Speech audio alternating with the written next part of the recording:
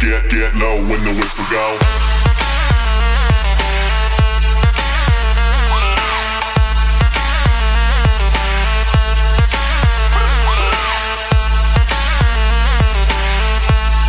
What's up mga chuy?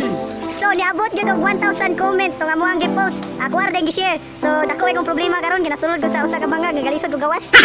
So karon niabot gyud tong post na mo og 1,000 comment. Bisag mga way tumong tong mga comment dito. So ang gingon dito, umabot og 1k comment, amuhan ning gamon with next 101 vibes. So unsa pa yung giulat? Lantawan ninyo siya og sila ang tanan.